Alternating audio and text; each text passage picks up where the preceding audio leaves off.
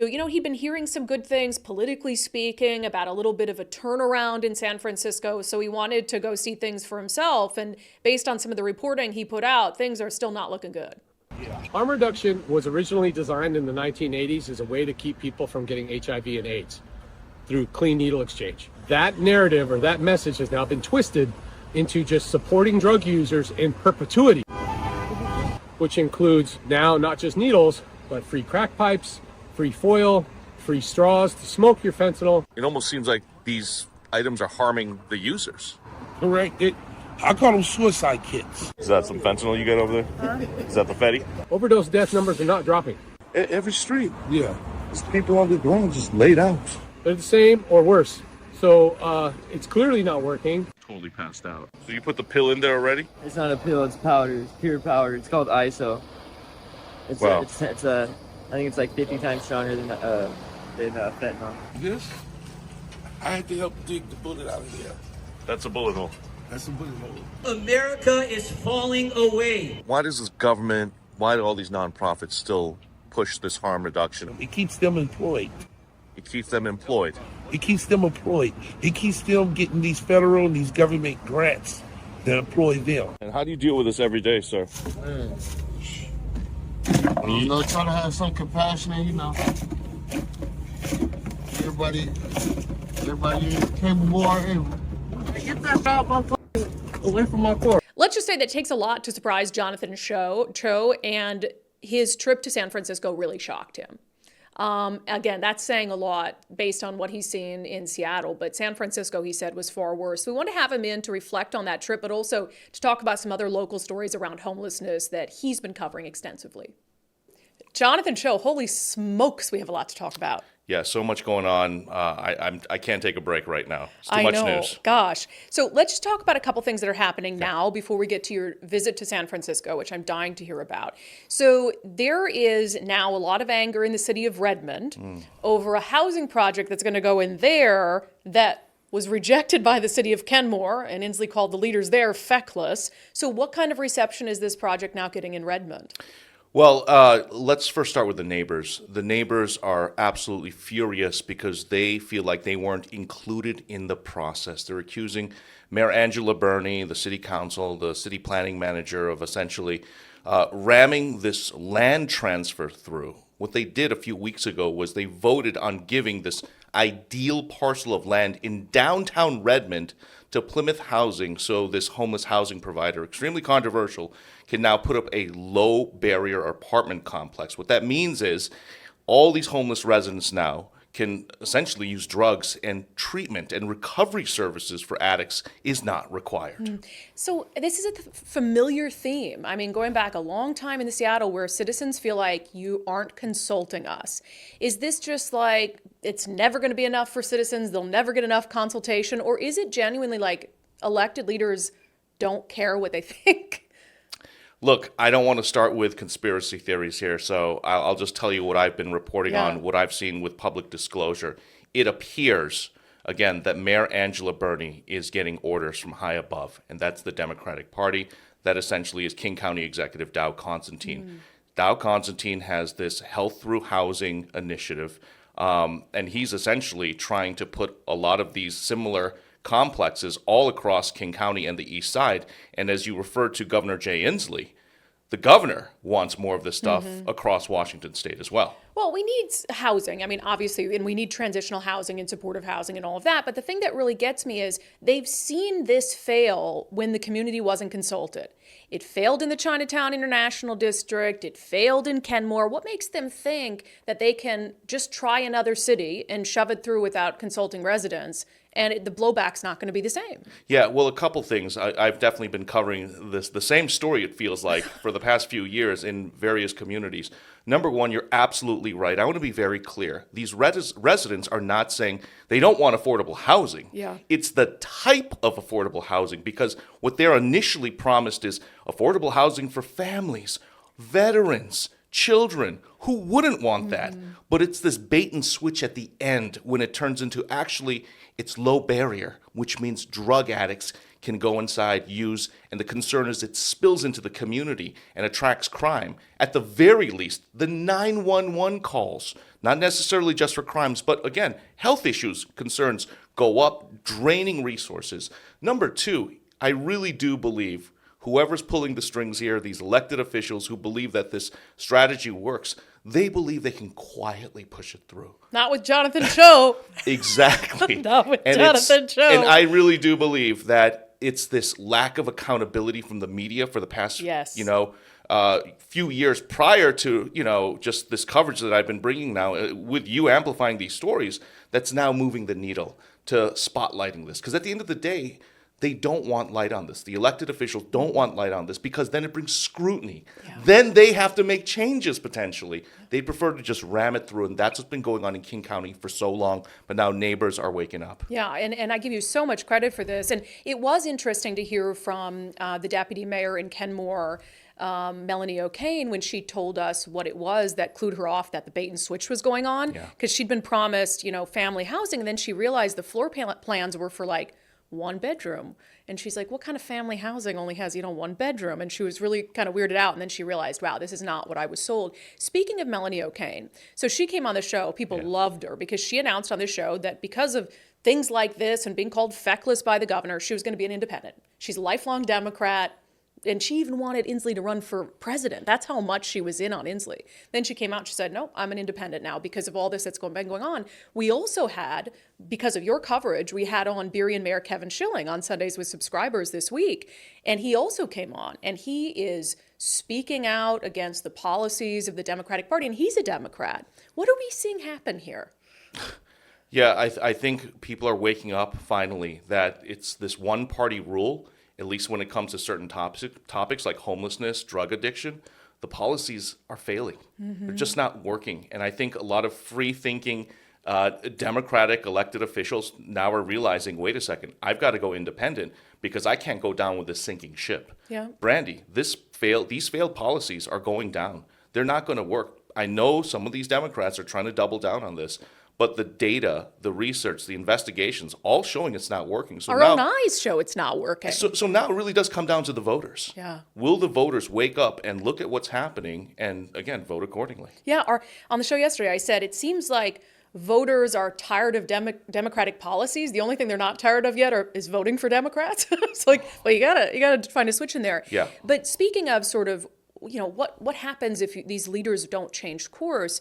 You were down in San Francisco for a week, right? And I've always looked at San Francisco as sort of Seattle's future. What could happen if we don't do something? But then at the same time, there are elements of San Francisco and San Franciscans seem to be waking up a little bit. They had an election that had a couple things passed that would really clamp down on drugs, et cetera. What did you see when you went down there? How bad is it still?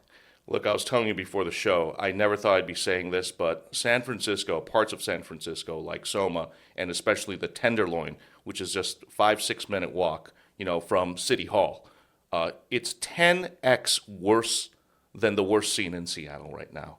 And I've covered 3rd and Pike, I've covered 12th and Jackson here in Seattle, and it's awful in those places still right now. But San Francisco, I have never seen anything like this in an American city. Holy moly, 10 times worse. In what regard? People doing drugs, crime? People, all of the above. But imagine, you'll have a few people passed out at 3rd and Pike.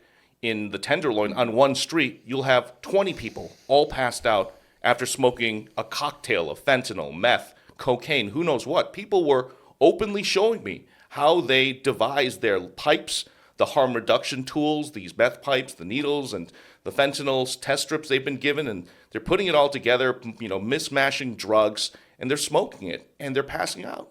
This is totally, people who are not just addicted, but people who feel like they have no purpose and meaning in life. Wow. Yeah, and you also met with Tom Wolf when you were down there, who we had on the show when he was up here, and, he used to be one of those people in the Tenderloin, slumped over doing drugs, and managed to finally, through the Salvation Army, get literally salvation in his life. He told me when he was on that he thinks it's on the upswing in San Francisco. Could it be that it was worse? I mean, I imagine what he means is it was actually worse than it was when you saw it. Well, yes. The short answer is yes. That's a terrifying thought. It is a terrifying thought that, again, an outsider comes in and I can't believe it. This is an American city, yet Tom Wolfe is saying it was much worse. Look, if he's saying it's on the upswing, fine, it's on the upswing. Are there some promising signs, at least politically? Yes. The Mayor London Breed coming out recently saying harm reduction is not working. We can't just give out these meth pipes and, needles and fentanyl test strips without having any requirements anymore for at least some type of treatment or recovery. So from that regard, yeah, things are hopefully moving in the right direction. But again, there's a common theme in all of these West Coast cities dealing with a homeless crisis, a drug addiction crisis. It's failed public policies, and it just happens to be that it's all under progressive Democratic rule. Yeah, and some of the things, what I found interesting about some of the videos you put out is it was people on the streets doing drugs who were telling you, why things had gotten so bad and the policies and the money and the industrial complex and all of that. And I thought, wow, they even know. They even know that jobs are tied to these industries. Yes. The homelessness industry, the drug addiction industry. I mean, there are people, unfortunately, who want this to continue.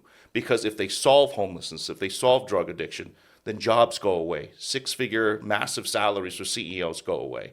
So the people on the streets even know that. Do you see the same failed policies in San Francisco as we have currently in Seattle? Short answer is yes. Yeah. But again, I feel like Seattle is also headed in the right direction because I think the mayor and this new moderate council that he can work with is now saying enough is enough. We can't go with the current plan. We've got to move away from that. We've got to focus more on treatment beds. We've got to focus on affordable housing that actually has requirements. We can't just allow homeless encampments to stay on the streets anymore. We can't listen to the far left activist class. And that's another theme in San Francisco that was similar. You have this activist class that's been pushing these insane ideas, and some of these progressive politicians believing it and trying to implement it. Well, hell, if Seattle is going to, make an upswing without hitting the rock bottom that San Francisco hit, that's a good thing. We all need to celebrate that and encourage that sort of move really in the do. right direction. How I guess, whenever I even come this close to complimenting a Democrat on like Kevin Schilling, it's like, hey, he's coming out, he's saying what needs to be said in the city of Burien. There's a lot of Republicans and conservative-minded people who are like, oh, they did this, da-da-da. How do we kind of convince even, diehard Republicans that, hey, you do need to sometimes give credit to reasonable Democrats who are willing to change course? Yeah, I think, look, on the flip side, we keep on, knocking the Democrats because they just happen to be in power right now in Washington State by default. But you're absolutely right. I think there are now a lot of Democrats who are waking up and who want to, at the very least, go down the middle to the independent or moderate side. Mm-hmm. And I think Republicans also need to own the fact that, in many cases, they don't have the solutions either. Mm-hmm. I don't see that many Republicans right now with the answers, necessarily. So start working with the Democrats. Be open to that, to collaboration. And I think those types of avenues need to be opened right now. Yeah, and I think Republicans have, a wish list, right, of things that they would want to do. And I think until you're in power and you're able to figure out, that be implemented or whatever it is, you don't know if it's going to work. And yeah, I feel like the Republicans should be wrapping their arms around these reasonable Democrats and been like, hey, the far left doesn't want your ideas. They think you're crazy. So you come over to us and we'll all fix this together. Your biggest takeaway from San Francisco? It could be far worse for Seattle. That's sort of my takeaway. But, I think it's the encouraging sign is what Tom Wolfe says. Mm-hmm. Now that even the elected officials, some of them, are starting to wake up in San Francisco and realizing the current plan is not working and they need to get out of this doom loop. Yeah. How long do you think that'll take? At least 5 to 7 years minimum. Wow. That's a best case scenario, in my opinion. Yeah. Let me ask you about one more story before we let you go. This Bellevue landlord thing. Have you ever seen a protest like that? No, and Nuts. I've never seen a story like this go viral, not just nationally, but globally. Let me just give people context in case you didn't watch our show yesterday or you haven't been following Jonathan at Choe Show. So there's a Bellevue landlord who rented a unit to a guy, and he hasn't paid rent in like 2 years, right? Yeah, nearly 2 years now. He's owed $45,000, this landlord, and nothing. So the community just decided, let's just show up and try to shame him into leaving? That's the plan, and there's going to be a protest every single Saturday at 11:30 in front of this house in Bellevue, every Saturday until Sang Kim leaves. And look, at the end of the day, there are a lot of Sang Kims out there right now in Washington, but really what's happening is the lack of accountability right now in King County courts. The court system is backed up, And this group called the Housing Justice Project, which is an arm of the King County Bar Association, That's crazy. is being allowed to represent people like St. Kim when they're supposed to be representing low-income tenants who are genuinely facing unlawful evictions. And instead, the accusation against the King County Housing Project is the game plan is simply to delay, and get continuances for their clients, no questions asked. That's why guys like St. Kim can get away, and that's why people like Jaskaran Singh, the homeowner, has to take matters into his own hands. This is borderline vigilante justice that we could get to. Well, and just an update from our show yesterday, Sang Kim has successfully petitioned for an order of protection against the landlord, and he tried to get an order of And he tried to protection get one against you. me. So why you? Well, he accuses me of harassing him, that my coverage led to people yelling at him, yelling at his kids in school, graffitiing his garage, throwing poop on his car. But I'm like, where's the proof? Right. Where's the proof of that? He has yet to show the proof. And I think that's why the judge didn't put a, temporary restraining order on me. But there is one on his landlord now who he's stealing from him for Yeah. 2 years, and now the landlord has an order of protection. What is going on? The courts are out of control. Out of control and upside down. And I talked to some legal experts, and they say here in Washington, especially in King County, if somebody asks for a temporary, restraining order like this, you'll likely get it. Yeah. And of course, there's a follow-up hearing now at the end of this month to sort this all out. How many people have tried to file restraining orders against you now? Is that 2 or 3? Oh, minimum, yeah. Minimum. Yeah. So, Well, you better be careful. I might try to file one too. par of the course, man. No. It is what it is. Jonathan Choe, man, take a breather. Deep. Let's do it together. Ready? In through the nose. Ready, Jonathan? I forgot what that was like, what that feels like to relax. Maybe you can come to yoga with me sometime. It'll be great. Deep I'll follow breathing. up. Okay, thank you for all your hard work, and you're making such a big difference, and we just love to see it. Hey, thanks for amplifying. These stories really need to get out. Yeah, and for people who want to follow along, Yeah. At Choe Show, ChoeShow, primarily on X. and fixhomelessness.org. Yep. Cool. Jonathan Choe, thanks. Thanks again. Did you notice that I tried to get him to take a deep breath, and he's like, that man needs a vacation. I don't know so if he bad. does yoga, but he looked like me when you tell me to do that. I'm like, I don't know. I don't do yoga. How do you breathe? Look, I mean, not everyone can be as in touch, with the universe as I am after Or doing have yoga been for like 3 months. 2 months, 3 months. I always do that to Mike when I get home. I'm like, I'm just feeling very in touch with my chakras or whatever. Anyway, Jonathan's awesome. Love that. We talk about so many of the stories he's covering. So every once in a while, like every month or two, we want to have him on and really go through everything. But I mean, the fact that San Francisco's 10 times worse than Seattle really speaks to the depths of that crisis there. And we've got to pull ourselves out of this train wreck before we get that bad. I mean, we're bad, don't get me wrong. But comparatively, Jonathan Choe, he has no reason to lie about it. San Francisco is far worse off than Seattle is. And that is the ghost of Christmas is yet to come, except not Christmas, something far more disturbing than Christmas.